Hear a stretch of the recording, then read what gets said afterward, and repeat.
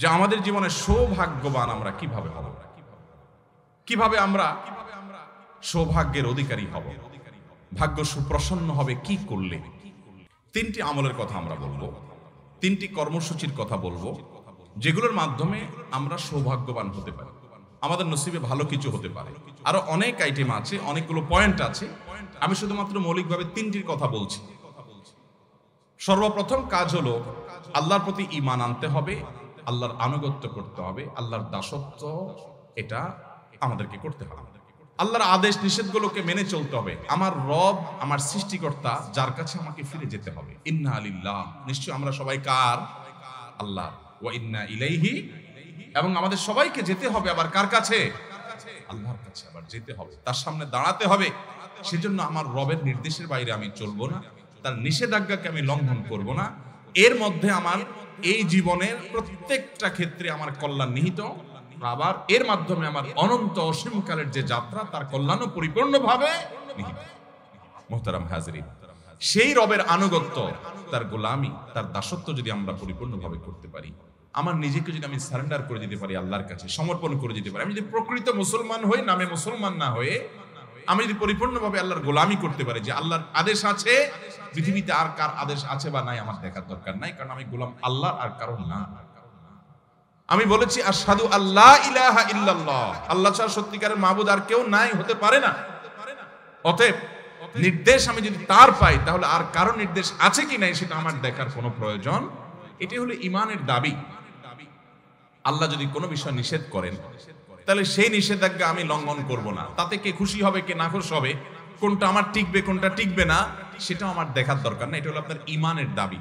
আর যদি বলেন না, এক্ষেত্রে আমি কম্প্রোমাইজ করব, নানান দিক বিবেচনা করব, নানান মানুষের কথা শুনবো, নানান দিক চলে তারপর দেখে তারপর ডিসিশন নিব, তাহলে আপনি নামে মুসলমান হতে পারেন, আপনি প্রকৃত অর্থে মুসলমান হতে পারেন।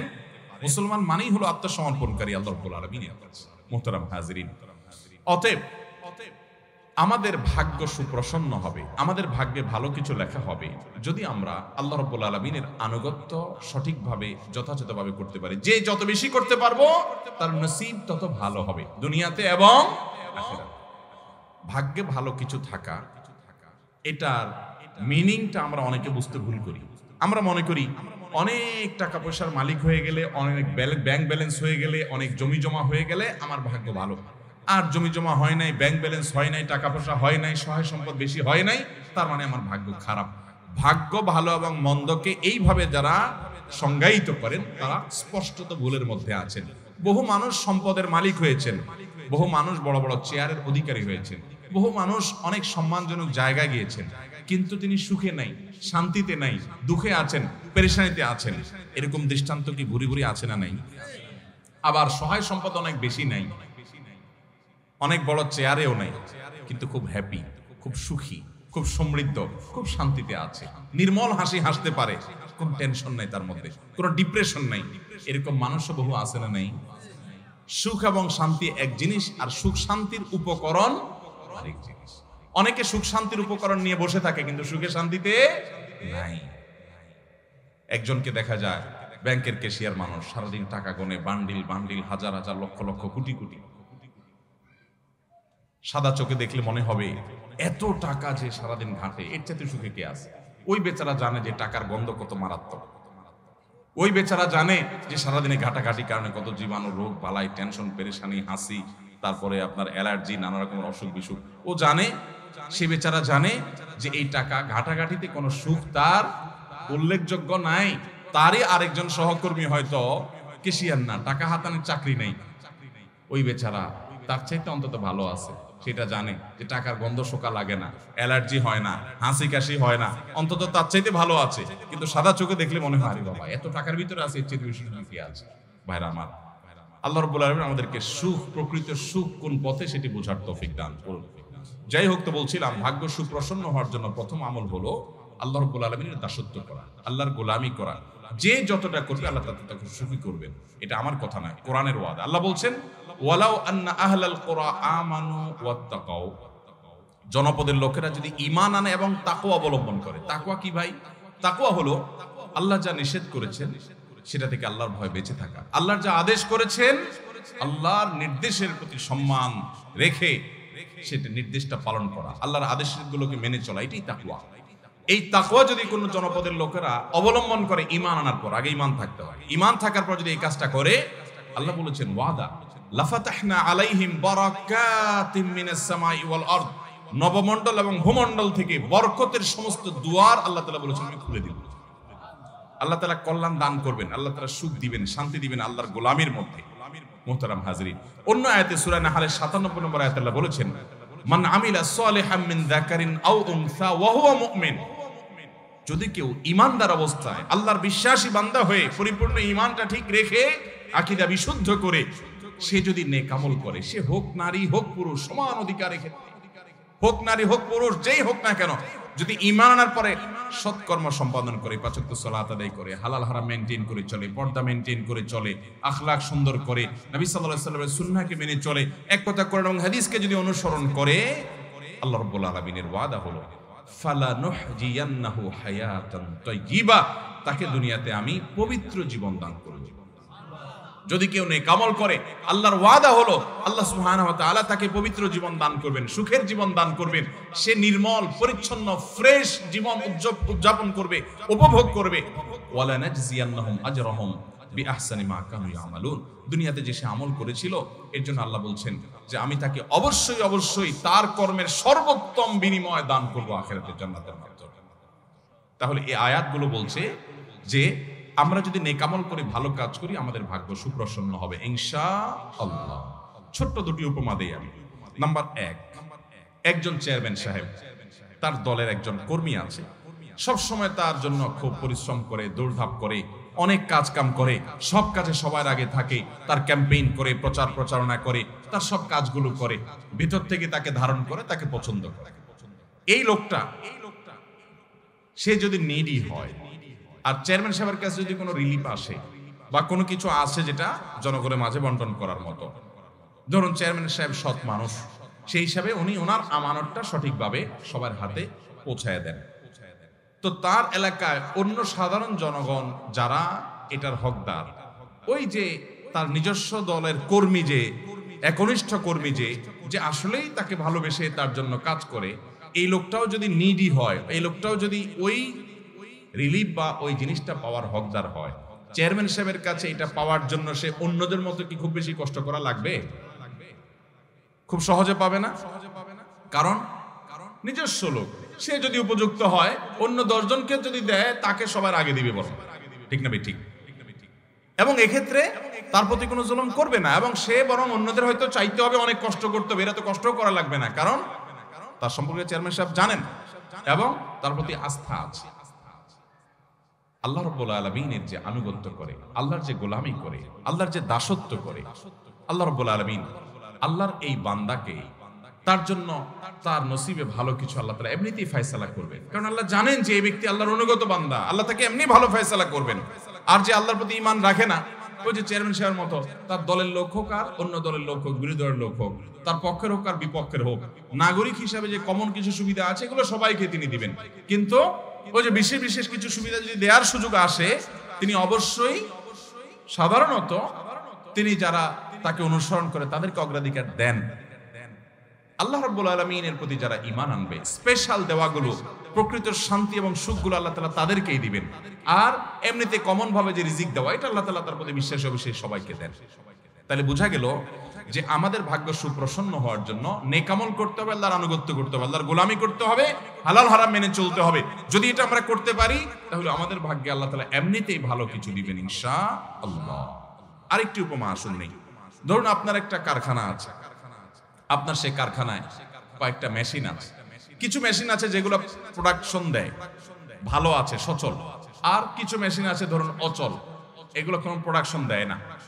যে মেশিনটা প্রোডাকশন দেয় না, আপনি হয়তো কমন কিছু জিনিস তার জন্য রাখবেন, যে ঢেকে ঢুকে রাখা, যাতে চুরি না হয় সেভাবে রাখা, এটার কিস্তি লাগলে কিস্তি পরিশোধ করা, কমন বিষয় আপনি রাখবেন। বাট স্পেশাল কেয়ার, যেটা স্পেশাল কেয়ার, ওইটা কিন্তু আপনি অকেজো মেশিনকে করবেন না, কারণ ওটা থেকে প্রোডাকশন আসে না। তো এই জন্য ওইখানে তেল মোবিল আপনি দিবেন না, ওখানে আপনি বিদ্যুৎ সরবরাহ করবেন না, ওখানে গ্যাসের লাইন দিবেন না, ওখানে ওইটাকে ধোয়া মোছা আপনি নিয়মিত করবেন না, কারণ এটা তো অকেজো। যেটা সচল ওইটার প্রতি আপনি এমনি কেয়ার করবেন, ঠিক না? ঠিক। যে আল্লাহর গোলামি করে, যে আল্লাহর প্রতি ঈমান আনে, সর্বদা আল্লাহর জিকির করে, আল্লাহর স্মরণ করে, আল্লাহর নির্দেশে বাইরে চলে না, আল্লাহকে সবসময় সে ধারণ করে, আল্লাহ তাআলার এই বান্দার জন্য আল্লাহ তাআলা তার নসিবে ভালো কিছু দিবেন। এর জন্য তার আলাদা কসরত না করলেও আল্লাহ তাআলা তার ভাগ্য সুপ্রসন্ন করবেনই করবেন ইনশাআল্লাহ তাআলা। তাহলে ভাইরা আমার, আমরা জানলাম যে আল্লাহ রাব্বুল আলামিন আমাদের নসিবে ভালো কিছু দিবেন, আমাদের ভাগ্য সুপ্রসন্ন হবে যদি আমরা নেকামল করতে থাকি। বলে আমি এখন থেকে যদি শুরু করি, এখন থেকে আপনি তওবা করে শুরু করে দেন যে আল্লাহ আজকে থেকে আমি তওবা করে নতুন হাল খাতা করলাম, জীবন শুরু করলাম, আগেরগুলোর জন্য মাপ চাইলাম। আপনার নসিবে আল্লাহ সুবহানাহু ওয়া তাআলা অবশ্যই অবশ্যই ভালো কিছু দিবেনই দিবেন। ভাইরা আমার, আমরা কি করি? আমরা ভাগ্য নিজের পক্ষে যেন হয়, অনুকূলে যেন হয়, সুপ্রসন্ন যেন হয়, এজন্য সব রাতে মসজিদে গিয়ে সবাই ভিড় জমায়। ভাইরা আমার, এক রাতে আপনি ভিড় জমায়া একটু দোয়া দুরুদ কান্নাকাটি করে আপনার ভাগ্য সুপ্রসন্ন করবেন। যদিও আমরা আগেই বলেছি সব রাতে ভাগ্য নির্ধারণ হওয়ার কথাটি নির্ভরযোগ্য নয়, তারপরেও ধরে নিলাম এরাতে ভাগ্য নির্ধারণ হয়, তো ভাগ্য নির্ধারণ এক রাতে আপনি আল্লাহ তাআলার কাছে দোয়া রুনা জারি করে সারা বছরটা ঠিক করে ফেলবেন আর সারা বছর আল্লাহর অবাধ্য থাকবেন, আপনি এটা কিভাবে আশা করেন? আপনাকে এর জন্য তওবা করতে হবে এবং সারা বছর আল্লাহর আনুগত্য করার প্রতিজ্ঞা করতে হবে। আল্লাহ আমাদেরকে তৌফিক দান করুন। তাহলে একটা বিষয় পেয়ে গেলাম, ভাগ্য সুপ্রসন্ন হওয়ার জন্য আমাদের নসিবে যেন, ভাগ্যে যেন ভালো কিছু লেখা হয়, তার জন্য আমাদেরকে কন্টিনিউয়াসলি নিয়মিত আল্লাহর দাসত্ব করে যেতে হবে। আল্লাহর দাসত্ব সবসময় একভাবে করতে পারবো না ভাই, আমরা মানুষ, আমাদের ভুল হয়, শয়তান আমাদেরকে দিয়ে গুনাহ করায় ফেলায়। কিন্তু যখনই মনে হবে আমি না আল্লাহর নিমক খাই, আল্লাহর রহমত ছাড়া আমার এক সেকেন্ডে বাঁচার কোনো, এক মুহূর্ত বাঁচার, এক সেকেন্ড কেন কোয়ার্টার সেকেন্ড এটাও আমার বাঁচা সম্ভব নয়, তাহলে সেই রবের আমি নাশকরি কিভাবে করি? আমার না আমার রবের সামনে দাঁড়াতে হবে, যেতে হবে, হিসাব দিতে হবে। এটা মনে হওয়ার পর আগে যে গুনাহ করেছি চোখের পানি ফেলে মাপ চেয়ে নিব, সিজদা গিয়ে আল্লাহর কাছে দোয়া করব, কান্নাকাটি করব, সালাতুত তওবা আদায় করব। আল্লাহ আমাদের সবাইকে সে তৌফিক দান করুন। তাহলে ভাইরা আমার, আমাদের ভাগ্য সুপ্রসন্ন করার জন্য ওই এক রাতের ইবাদত নয়। নবী করিম সাল্লাল্লাহু আলাইহি ওয়াসাল্লাম কোন হাদিসে বলেননি, কোরআনে কোন আয়াত আল্লাহ বলেননি যে তোমরা অমুক রাত ইবাদত বন্দি করলে তোমাদের নসিবে ভালো কিছু লেখা হবে। বরং নসিবে ভালো কিছুর জন্য লেখা হয়, এর জন্য আমাদেরকে সারা বছর জুড়ে নেকামল করার ওয়াদা এবং প্রতিজ্ঞা করতে হবে ইনশাআল্লাহ।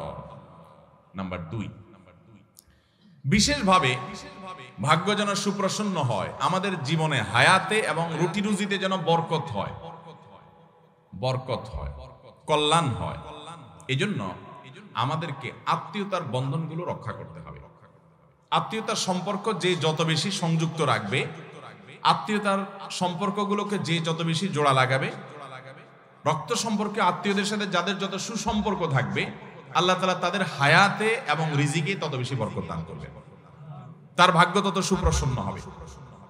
সহিহ বুখারীর হাদিস, নবী করিম সাল্লাল্লাহু আলাইহি ওয়াসাল্লাম বলেছেন, মান সাররাহু আন ইউবসাতা লাহু ফি রিজকিহি আও ইউনসা লাহু ফি আথারিহি ফালইয়াসিল রাহিমা, যে চায় তার রিজিককে আল্লাহ প্রশস্ত করে দেন, যে চায় তার হায়াতের মধ্যে আল্লাহ তাআলা বরকত দান করুন, এটা যদি কেউ চায়, সে যেন তার রক্ত সম্পর্কে আত্মীয়দের সাথে সুসম্পর্ক বজায় রাখে। রক্ত সম্পর্কে আত্মীয় কারা? আপনার বাবা মা, আপনার ছেলে মেয়ে, আপনার দাদা দাদি, আপনার চাচা ফুফু, আপনার চাচাতো ভাই বোন, আপনার আপন ভাই বোন তো আছেনই, আরো কাছের তারা, আপনার মামা, আপনার খালা, আপনার নানা নানি আরো কাছের, এরা হলো আপনার রক্ত সম্পর্কীয় আত্মীয়। এই আত্মীয়গুলো যাদের সাথে আপনার রক্তের সম্পর্ক আছে, আপনার সাথে আপনার মা, আপনার বাবার রক্তের কানেকশন, অতএব মায়ের দিককার বাবার দিককার যে আত্মীয়গুলো সরাসরি, তারা হলো আপনার রক্ত সম্পর্কে আত্মীয়, এদের সাথে আপনার সুসম্পর্ক বজায় রাখা দরকার। আমাদের সমাজে এই আমলটা অনেক বেশি অবহেলিত ভাই। রক্তের সম্পর্কীয় মানুষগুলোর সাথে সুসম্পর্ক বজায় রাখা এটা ফরজ, এটা কোনো মুস্তাহাব আমল না, এটা ফরজ। আল্লাহ রাব্বুল আলামিন নির্দেশ করেছেন রীতিমতো ওয়া আনতাসিলুল আরহাম, এবং আল্লাহ নির্দেশ করেছেন তোমরা আত্মীয়দের সম্পর্ক সংযুক্ত রাখো। নবী করিম সাল্লাল্লাহু আলাইহি ওয়াসাল্লাম বলেছেন, মান কাতাহু কাতাহুল্লাহ ওয়া মান ওয়াসালাহু ওয়াসালাহুল্লাহ, যে আত্মীয়তার সম্পর্ক রক্ষা করে আল্লাহ তাকে রক্ষা করেন, যে আত্মীয়তার সম্পর্ককে ছিন্ন করে আল্লাহ সুবহানাহু ওয়া তাআলা তাকে ছিন্ন করে দেন। হ্যাঁ, আপনার আত্মীয় আপনাকে এমন কষ্ট দেয়, এমন ডিস্টার্ব করে বা ক্ষতি করে যে সম্পর্ক রাখতে গেলে বরং আপনার বিপদের কারণ, তাহলে একটা এক্সেপশন, তাহলে আপনি সেক্ষেত্রে তার সাথে সম্পর্ক আপনি বজায় রাখলেন না আত্মরক্ষার প্রয়োজনে, এটা এক্সেপশন হতে পারে। কিন্তু ঠুনকো অজুহাতে কোনো কারণে সে মন খারাপ করেছে, আপনি নিজে থেকে মিশেন, সে মিশতে চায় না, সে অজুহাতে আপনি দূরে থাকবেন না, চেষ্টা করবেন। হ্যাঁ, ওই যে সে আপনার ক্ষতি করে মিশতে গেলে, তাহলে আপনি দূরত্ব বজায় রাখতে পারেন। আল্লাহ আমাদেরকে আত্মীয়তার সম্পর্ক বজায় রাখার তৌফিক দান করুন। তাহলে আমাদের ভাগ্যে যেন ভালো কিছু লেখা হয়, আমাদের নসিবে যেন ভালো কিছু আল্লাহ তাআলা দান করেন। তার জন্য আমাদেরকে স্পেশাল আমল, ওই যে সকল নেক আমলের মধ্যে চলে আসছে, এটা আলাদা করে বিশেষ গুরুত্বপূর্ণ আমল হিসাবে আমাদেরকে আত্মীয়তার বন্ধনগুলো রক্ষা করতে হবে। অনেক মহিলা আছে তার স্বামী নিজের ভাই বোনের সাথে, স্বামী তার ভাই বোনের সাথে সুসম্পর্ক বজায় রাখুক, বাপ মার কেয়ার করুক, এটা অনেক মহিলা চায় না, আছে না নাই? আবার অনেক পুরুষও আছে যে তার বউ সে বাপের বাড়ির লোকদের সাথে যোগাযোগ রাখুক, আসা যাওয়া করুক, সুসম্পর্ক থাকুক, অনেক পুরুষ আছে সেটা চায় না, ডিস্টার্ব করে, আছে না নাই? এই উভয়ে কপাল পোড়া, দুর্ভাগা এবং অত্যন্ত নিজের পায়ে নিজে বড় ধরনের কুঠারাঘাত করছে। কারণ হলো আল্লাহ রাব্বুল আলামিন আপনার স্বামীর জীবনে বরকত দান করবেন, তার রুজিতে বরকত দান করবেন, তার হায়াতে বরকত দান করবেন। তিনি তার রক্ত সম্পর্কে আত্মীয়দের সাথে যত সুসম্পর্ক বজায় রাখবেন। সুসম্পর্ক বজায় রাখার মানে এই না যে আমার সাধ্যের বাইরে তাদের জন্য আমাকে কিছু করতে ইসলাম বলেছে, না, সেটা বলে নাই। আপনার সাধ্যে যতটুকু আছে ততটুকু তাদের সেবা করেন, পাশে দাঁড়ান, হেল্প করেন। সাধ্যে নাই, কষ্ট হয়ে গেছে, এটা আপনাকে বাধ্য করে নাই, অন্তত সম্পর্কটা বজায় রাখেন যতক্ষণ পর্যন্ত সে আপনার ক্ষতি না করে। হ্যাঁ, সে ক্ষতি করে, সে ডিস্টার্ব করে, সে আপনার জীবনকে দুর্বিষহ করে তোলে এবং রক্ষা করতে গেলে আরো বিপদের কারণ হয়, তাহলে আপনি দূরত্ব বজায় রাখতে পারেন। এছাড়া আপনি দূরত্ব বজায় রাখতে পারেন না। অতএব কোন নারী যদি তার স্বামীকে, তার ভাই বোন, মা বাপ থেকে দূরে সরায়, এ নারী নিজের পায়ে নিজে কুঠারাঘাত করছে, কারণ স্বামীর জীবনে অর্থে রুজিতে বরকত কমায় দিচ্ছে। একই কথা পুরুষদের জন্য প্রযোজ্য, যে মেয়েদেরকে তাদের বাবা মা, তাদের আত্মীয় স্বজন, রক্ত সম্পর্কীয় ভাই বোন, তাদের সাথে সম্পর্ক রাখতে যারা বাধা দেয়, এই সমস্ত পুরুষগুলো গুনাহগার হবে। যৌক্তিক কারণ ছাড়া যে সেখানে সম্পর্ক লাগছে তার দিন ক্ষতিগ্রস্ত হয়, তাহলে ভিন্ন কথা হতে পারে। আল্লাহ তাআলা আমাদেরকে আত্মীয়তার বন্ধনগুলোকে রক্ষা করে চলার তৌফিক দান করুন। বড় অবহেলিত একটি ফরজ, অবহেলিত একটি ফরজ। এই ফরজের ব্যাপারে আমরা অনেকে নামাজ কালাম পড়ি, মুখে দাঁড়িয়ে আছে, টুপি জুব্বা আছে, আলহামদুলিল্লাহ তাসবিহ তেলাওয়াত করি, ওয়াজ মাহফিলে আসি, অনেক ভালো ভালো কাজ করি, কিন্তু ওই যে রক্ত সম্পর্কে আত্মীয়দের সাথে আমাদের কোনো সম্পর্ক, শেষ কবে নিজের ফুফুর সাথে যোগাযোগ করেছেন? কয়জন বলতে পারবে? এই মজলিসে কয়জন আছেন যে ফুফুর সাথে গত সপ্তাহ, 10 দিন, 20 দিন, 1 মাসের মধ্যে যোগাযোগ করছেন নিজের ফুফুর সাথে? মাশাআল্লাহ, আল্লাহর কিছু বান্দা আছেন, কিন্তু খুব অল্প হাত উঠছে। আর বাকিদের কি কারোর ফুফু নাই? আমার ফুফু নাই, আপনাদের কারোর ফুফু নাই? অনেকের মারা গেছেন। আল্লাহ তাআলা আমাদেরকে এই অবহেলিত আত্মীয়র কেয়ার করার তৌফিক দান করেন। কোন কোন ফুফুরা আবার ভাতিজাদের ক্ষতি করে, ঝামেলা করে, তাদের হিংসা করে, সেটা ভিন্ন কথা। কিন্তু আপনি ভাতিজা হিসাবে আপনার জায়গা থেকে আপনি রাখবেন, চেষ্টা করবেন তার সাথে সুসম্পর্ক বজায় রাখার। বিশেষ করে ফুফুরা বিয়ে দেওয়ার পর অন্য জায়গায় চলে যায়, ভাতিজারা সম্পর্ক রাখতে চায় না। আবার অনেক সময় সম্পর্ক রাখে না এই ভয় যে ফুফুরা না জানি কখন আবার ওই বাবা ভাই সম্পদ দাবি করে আসে। আল্লাহ তাআলা আমাদেরকে আত্মীয়তার সম্পর্কগুলো রক্ষা করার তৌফিক দান করুন। ইসলাম চায় আমরা একটা এমন সমাজ গড়ে তুলি যে সমাজে প্রত্যেকটা মানুষ তার যার যার দায়িত্ব তিনি পালন করবেন, কর্তব্য সচেতন হবেন, পারস্পরিক সম্পর্কগুলো, বন্ডিংগুলো ভালো হবে, এটা ইসলাম চায়। অতএব আমাদেরকে সেটি করতে হবে। তাহলে ভাগ্য সুপ্রসন্ন হওয়ার জন্য দ্বিতীয় আমলের কথা বললাম, স্পেশালি আমাদের রক্ত সম্পর্কে আত্মীয়দের সাথে সুসম্পর্ক বজায় রাখতে হবে। তাহলে আল্লাহ তাআলা জীবনে বরকত দিবেন এবং হায়াতে বরকত দান। নাম্বার 3 এবং শেষ নম্বর আমল হলো দোয়া করা। ভাই, দোয়া এত বড় অস্ত্র, আল্লাহু আকবার। ইমানদারের এর চেয়ে বড় কোনো অস্ত্র নাই ভাই, এর চেয়ে বড় কোনো অস্ত্র নাই মুসলমানের। সবচেয়ে বড় এই অস্ত্রটি সবচেয়ে বেশি অবহেলিত থাকে আমাদের। সবচেয়ে বড় দুর্ভাগ্য আমাদের দেশে মুসলমানরা দোয়া করতে জানি না। আমরা দোয়ার দরকার হলে হুজুরের মুখের দিকে চায় থাকে। আরে ভাই, হুজুরদের কাছে দোয়া চান, কিন্তু নিজে দোয়া করতে শিখেন। আল্লাহ বলেছেন, উদউনি আস্তাজিব লাকুম, তোমরা আমার কাছে দোয়া করো, আমি দোয়া কবুল করব। কি কপাল পোড়া, আমরা চাইতে জানি না। নবী করিম সাল্লাল্লাহু আলাইহি ওয়াসাল্লাম বলেছেন, পায়ের জুতার ফিতাটা ছিঁড়ে গেছে পথে চলতে গিয়ে, তোমার এটা ছোট বিষয়, ঠিক করে ফেলা যাবে। এটার জন্য তুমি আল্লাহর কাছে দোয়া চাও, এটার জন্য আল্লাহর কাছে দোয়া করো, সাহায্য চাও যে আল্লাহ এটা একটা বিপদ, খুব ছোট, আপনি সাহায্য করেন। নবী করিম সাল্লাল্লাহু আলাইহি ওয়াসাল্লামের পুরো জীবন দোয়া দোয়া দোয়া দোয়া। উলামায়ে কেরাম জানেন নবী করিম সাল্লাল্লাহু আলাইহি ওয়াসাল্লামের জীবনে কি পরিমাণ দোয়া তিনি পড়েছেন। ইমাম নবী রাহমাতুল্লাহ আলাইহি আল আজকার নামে একটা কিতাব লিখেছেন। হিসনুল মুসলিমের রচয়িতা, তার একটা কিতাব আছে, বাংলা হয়ে গেছে, বান্দার ডাকে আল্লাহ সাড়া, এই মোটা। ডক্টর খন্দকার আব্দুল্লাহ জাহির রহমানের একটা বই আছে, রাহে বিলায়াত, আরো বই আছে, এরকম অনেক দোয়ার বই আছে, মোটা মোটা। তারপরে আরো অনেক বড় বড় মুহাদ্দিসগণ, আগের মুহাদ্দিসগণ আরো অনেক বড় বড় সংকলন রেখে গেছেন। নবী করিম সাল্লাল্লাহু আলাইহি ওয়াসাল্লামের জীবনে প্রতিটা পদে পদে দোয়া, প্রতিটা পদে পদে বৃষ্টি হচ্ছে তখন দোয়া, বৃষ্টি হচ্ছে না তখন দোয়া, টয়লেটে ঢুকছেন তখন দোয়া, বের হচ্ছেন তখন দোয়া, খাচ্ছেন তখন দোয়া, খাবার শেষ করেছেন তখন দোয়া, স্ত্রী সবার সময় দোয়া, বাসা থেকে বের হওয়ার সময় দোয়া, বাসায় ঢুকার সময় দোয়া, বাজারে ঢুকছেন তখন দোয়া, মসজিদে ঢুকছেন তখন দোয়া, পরিচিত অপরিচিত মানুষের সাথে সাক্ষাৎ হয়েছেন, সালাম দিচ্ছেন, সেটাও একটা দোয়া, নামাজ শেষ করছেন তখনও দোয়া দিয়ে দোয়া মাসুরা দিয়ে শেষ করছেন, নামাজ শুরু করছেন সূরা ফাতিহা ইহদিনাস সিরাতাল মুস্তাকিম দোয়া দিয়ে শুরু করছেন, বিবাহ শাদী যে সংগঠন হলো এর শেষে নবী সাল্লাল্লাহু আলাইহি ওয়াসাল্লাম দোয়া পড়েছেন, দুধ পান করেছেন দোয়া করেছেন, আরেক কিছু খেয়েছেন দোয়া করেছেন। তার জীবনে দোয়া ছাড়া কিছু নেই, দোয়া এবং দোয়া। আর দোয়া ও হুয়াল ইবাদা। কত বড় অস্ত্র জানেন? নবী করিম সাল্লাল্লাহু আলাইহি ওয়াসাল্লাম বলেছেন লা ইয়ারুদ্দুত তাকদীর লা ইয়ারুদ্দুল কদরা ওয়া ফি রিওয়ায়াতিন লা ইয়ারুদ্দুল কাযা ইল্লা দুআ। তিরমিজির বর্ণনায় কাযা আসছে আর মুসাদদারাক হাকিম বর্ণনায় আল কদরা শব্দ আসছে, লা ইয়ারুদ্দুল কদরা ওয়া লা ইয়ারুদ্দুল কাযা ইল্লা দুআ। আল্লাহর নির্ধারণকে, একটা হাদিসে আসছে আল্লাহ যা নির্ধারণ করেন ফয়সালা করেন সেটা আর পরিবর্তন করেন না, কিন্তু এক্সেপশন হলো যে আল্লাহ নির্ধারণকে পর্যন্ত আল্লাহ পরিবর্তন করেন বান্দার দোয়ার মাধ্যমে।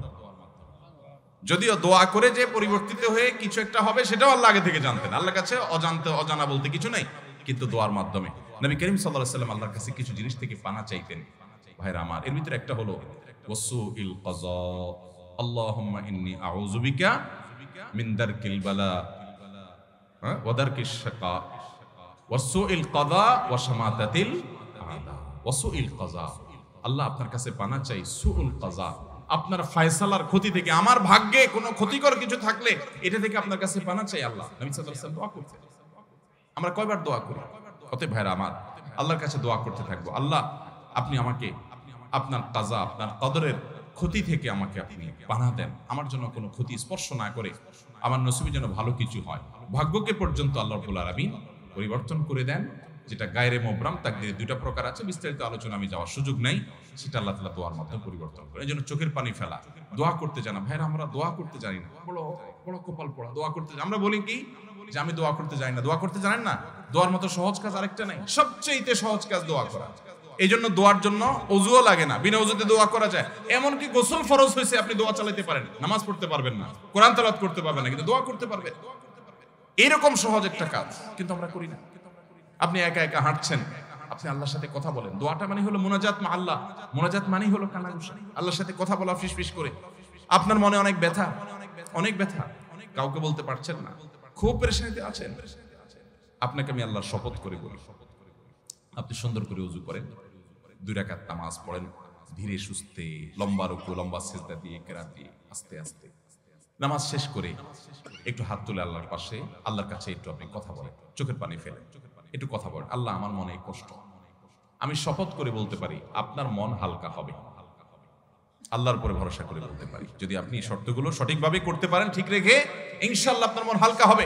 কারণ নবী সাল্লাল্লাহু আলাইহি ওয়াসাল্লাম ইজা ফাজাআহু আমরুন সাল্লা ওয়া ফি রাওয়াতিন ফাজাআ ইলা সালাহ, নবী সাল্লাল্লাহু আলাইহি ওয়াসাল্লামের জীবনে কোনো পেরেশানি আসছে সোজা নামাজে দাঁড়িয়ে যেতেন। আল্লাহ বলেছেন ওয়াস্তাঈনু বিস সাবরি ওয়াস সালাহ, তোমরা সালাত এবং সবরের মাধ্যমে আল্লাহর সাহায্য চাও, বিশেষ করে তাহাজ্জুদের সময়। এটা তো বিলুপ্ত হয়ে গেছে ভাই, এই আমল তো মুর্দা হয়ে গেছে আমাদের সমাজ থেকে। তাহাজ্জুদ এটা তো পরের কথা, ফজরই পড়তে পারি না আমরা, রাত 2টা বাজে শুই। নবী করিম সাল্লাল্লাহু আলাইহি সাল্লাম তাহাজ্জুদের সময় আমাদেরকে আল্লাহর কাছে দোয়া করার শিক্ষা দিয়েছেন। আল্লাহ তাআলা দুনিয়া আসমানে এসে বান্দাকে ডেকে ডেকে বান্দাকে ক্ষমা করেন। 5 ওয়াক্ত নামাজের জন্য আযান দেয় মুয়াজ্জিন, 5 ওয়াক্ত নামাজের জন্য ডাকে কে? মুয়াজ্জিন। আর তাহাজ্জুদের জন্য ডাকেন স্বয়ং আল্লাহ তাআলা। তাহাজ্জুদের জন্য কে ডাকে? তাহাজ্জুদের জন্য আল্লাহ সুবহানাহু ওয়া তাআলা। হাদিসে আসছে নবী করিম সাল্লাল্লাহু আলাইহি সাল্লাম বলেছেন যে রাতের শেষ প্রহরে আল্লাহ তাআলা দুনিয়ার আসমানে এসে বান্দাদেরকে ডেকে ডেকে বলেন, আলামিন মুবতালান ফাউআফিয়ালা, আলামিন মুস্তাগফিরিন হালমিন মুস্তাগফিরিন ফাগফিরালা, কেউ কি আছো গুনাহ মাফ চাইবা আমার কাছে, উঠো চাও আমি মাফ করে দিব। আল্লাহ ডেকে ডেকে মাফ করেন। ভাইরা আমার, খুব অসুবিধা, ভোর রাতে উঠে যান, একটু তাহাজ্জুদ পড়েন, 2 রাকাত 4 রাকাত 6 রাকাত 8 রাকাত, লম্বা কেরাতে লম্বা রুকু সিজদা দিয়ে। আমাদের আয়েশা রাদিয়াল্লাহু আনহা বলেছেন নবী করিম সাল্লাল্লাহু আলাইহি ওয়াসাল্লাম তাহাজ্জুদ যে পড়তেন, লা তাসআল আন হুসনিহিন্না ওয়া তুলহিন্না, আর বলো না, জিজ্ঞাসা করো না সে কি সুন্দর ছিল। দাঁড়িয়ে কেরাত শুরু করলে আর রুকুতে যেতেন না, রুকুতে গেলে আর উঠতে চাইতেন না, সিজদা গেলে আর উঠতে চাইতেন না। ভাইরা আমার, আমি প্রায় সময় বলি কয়েকটা ইবাদতের নগদ স্বাদ পাওয়া যায়, একটু চেষ্টা করলে আপনিও পাবেন। এটার জন্য কোনো বিশেষ বুজুর্গির দরকার নাই, আপনিও পাবেন। অবশ্য হারাম উপার্জন ছাড়তে হবে, চোখের জেনা ছাড়তে হবে, কিছু গুনাহ থেকে ছাড়লে ইবাদতের স্বাদটা বেশি পাওয়া যায়। কিন্তু তারপরেও আপনি শুরু করেন ধীরে স্থিরতার সাথে, সুন্দর করে, আস্তে আস্তে, ওয়াকারের সাথে, ইহতিরামের সাথে, আল্লাহ রাব্বুল আলামিনের শান এটা মাথায় রেখে ধীরে ধীরে আপনি সময় নিয়ে একটু রুকে সিজদা করেন, নামাজ পড়েন, সিজদা পড়ে যান, একটু চোখের পানি ফেলে দেন। আহ সালাহাতু সঙ্গে বুদি দিল খারাস আজমোদে এক জামানা খাকে বাস, পাথর হয়ে বহুকাল ছিলে ভাই, একটু কিছুকাল মাটি হয়ে দেখো। দোয়া করা, দোয়ার মাধ্যমে আল্লাহ তাআলা তাকদীর পর্যন্ত পরিবর্তন করে দেন। আল্লাহ রাব্বুল আলামিন আমাদেরকে আল্লাহর কাছে দোয়া করার তৌফিক দান করুন। শয়তান আমাদেরকে বোঝায় কি, আরে আমাদের দোয়া কবুল হবে, আমার নামাজের ঠিক নাই, আমার রোজার ঠিক নাই, আমার দাড়িটা মুখে নাই, আমি পর্দা ঠিক মতো করি না, আমি গুনাহের কাজ করি, গোপন গুনাহ করি, এটা করি সেটা করি, আমার দোয়া কি কবুল হবে? আমরা আল্লাহর কাছে চাইতে লজ্জা করি। আরে যে যত বেশি পাপিষ্ঠ সে তো আল্লাহর কাছে তত বেশি চাইবে, তার তো চাওয়া আরো বেশি দরকার। ইবলিস আল্লাহর কাছে দোয়া করছে, আল্লাহ রাব্বুল আলামিন যখন বলছেন সিজদা করো, সিজদা তো করেই নাই। আবা ওয়াস্তাকবারা ওয়া কানা মিনাল কাফিরিন, অস্বীকার করছে, অহংকার করেছে, কাফের হয়ে গেছে।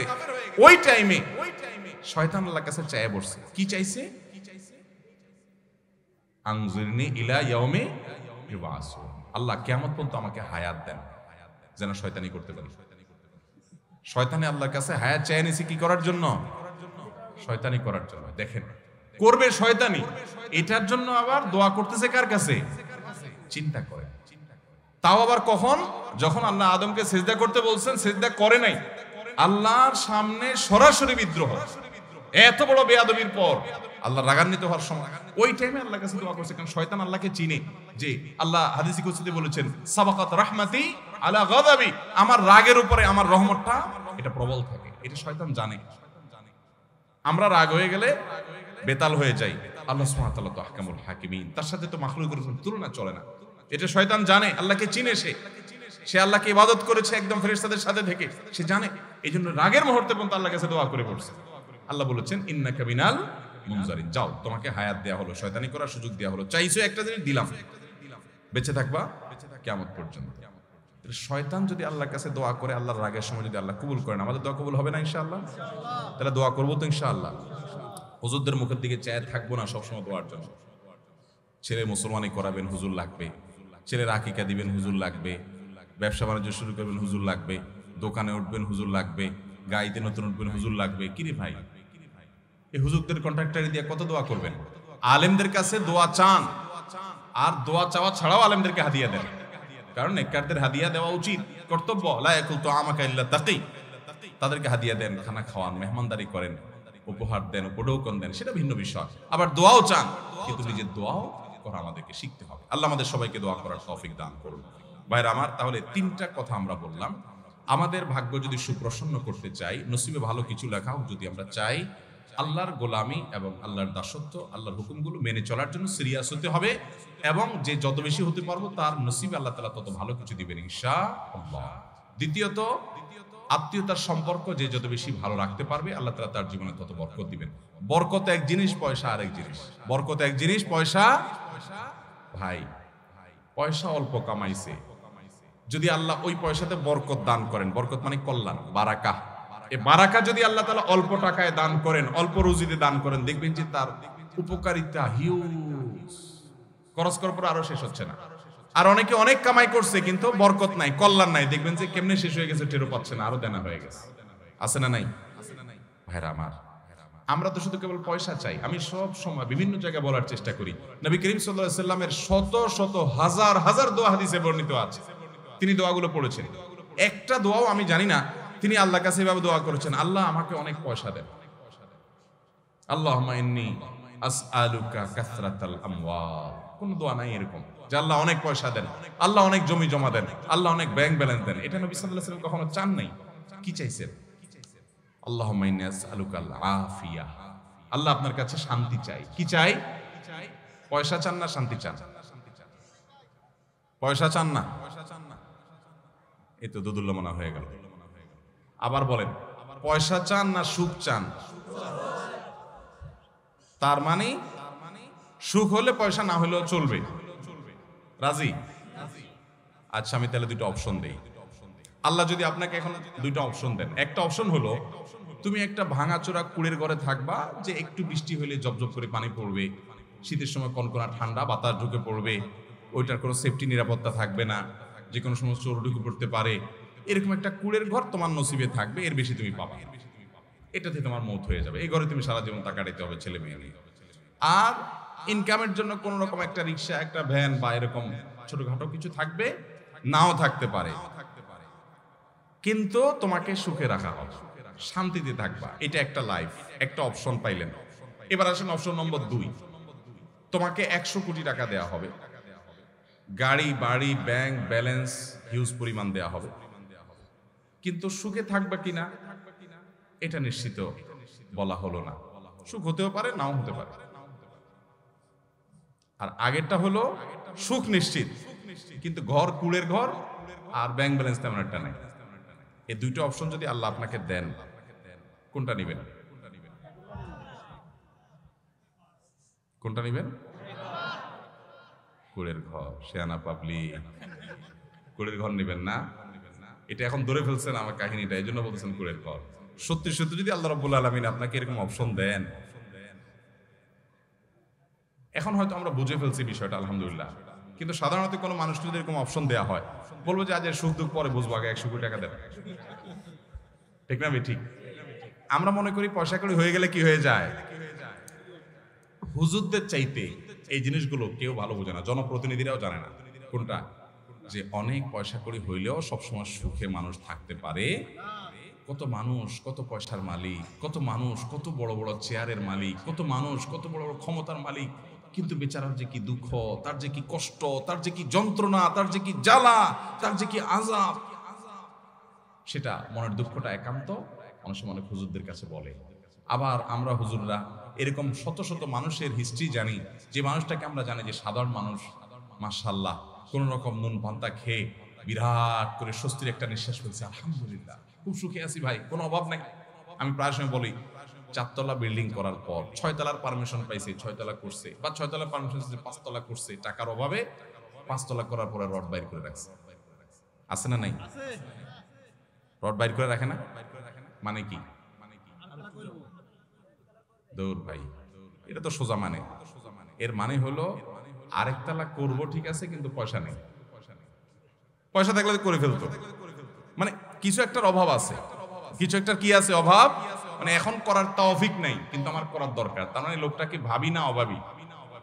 ভাবি না অভাবী? অভাবী। তার মানে লোকটার অভাব আছে। আরেকজন কুড়ের ঘরে থেকে খেয়ে দে নাক টেনে ঘুম দিচ্ছে আর বলছে আল্লাহ যে হালে রাখছেন অনেক সুখে, আলহামদুলিল্লাহ, আর দরকার নেই, আল্লাহ বহুত সুখে আছে। এই লোকটা ভাবি না অভাবী? ভাবি, মানে ভাবে আছে। এই লোকটার মধ্যে কি নাই? অভাব নাই। আল্লাহ রাব্বুল আলামিন আমাদেরকে সুখী করুন। ভাইরা, আল্লাহ দোয়া শিক্ষা দিয়েছেন, রব্বানা আতিনা ফিদ দুনিয়া হাসানা ওয়া ফিল আখিরাতি হাসানা। দেখেন, আল্লাহ আপনি আমাদেরকে হাসানা দেন, মানে কি? কল্যাণ দেন, ভালো দেন। সে ভালোটা অল্প পয়সায়ও হতে পারে, অনেক বেশি পয়সায়ও। অনেকে শুধু আল্লাহর কাছে পয়সা চায়, আছে না নাই? কি চায়? শুধু পয়সা। অনেক বেকার যুবক আছে, বলে আল্লাহ বেশি না, লাখ 3 টাকা হলে একটা বাইক কিনবো, উবারে রাইড চালাবো, আর বাকি টাকা দিয়ে বিয়ে শাদী করে ফেলবো, আল্লাহ মোটামুটি চলবো। 3 লাখ হলে চলবে, আল্লাহ আল্লাহ দিয়ে দাও। আছে না নাই? ওই 3 লাখে যে শান্তি হবে গ্যারান্টি আছে? বাইক নিয়ে পরের দিন যদি আপনি অ্যাক্সিডেন্টে মরেন, কি করবেন এই টাকা দিয়া? অতএব টাকার ফিগার নয়, আল্লাহর কাছে দোয়ার আদব, দোয়ার শিষ্টাচার আছে। আল্লাহর কাছে শান্তি চাইতে হয়। নবী সাল্লাল্লাহু আলাইহি ওয়াসাল্লাম সুখ চাইছেন। আল্লাহ সুখ চাই, কয় টাকা দিবা তুমি জানো? তুমি সুখ কয় টাকা দিবা সেটা তুমি জানো। আমি কি চাই? সুখ চাই। উল্টাপাল্টা দোয়া করে বিপদে পড়ার ঘটনা জানেন না? যে প্রসিদ্ধ ঘটনা, এক যুবক দোয়া করছে আল্লাহর কাছে, আল্লাহ এমন একটা লাইফ দিবা, এমন একটা জীবন চাই তোমার কাছে, যে 2 হাত ভর্তি টাকা থাকবে আর আশপাশে সব নারী আর নারী থাকবে, এনজয় করব। 2 হাত ভর্তি টাকা থাকবে আর আশপাশে নারী আর। এই বেচারা দোয়া আল্লাহ কবুল করে ফেলছে। এবং কবুল হয়েছে কিভাবে? সে কোন মহিলা স্টাফ বাসের বা মহিলা কোন শিক্ষা প্রতিষ্ঠানের বাসের কন্ট্রাক্টরে চাকরি পাইছে। হাত ভর্তি টাকা, আশপাশে সব মহিলা, মহিলা অন্যজনের টাকাও সব। উল্টাপাল্টা দোয়া করলে কি হয় দেখছেন? তো আল্লাহ তাআলার কাছে চাইবেন কি সুখ না টাকা? কিন্তু আমরা এটা বিশ্বাস করতে চাই না। মনে করি আরে হুজুর পয়সা পেলে আপনিও খুশি। ভাইরা আমার, এটা আমাদের ইমানি দুর্বলতা, এটা আমাদের ইমানি দুর্বলতা।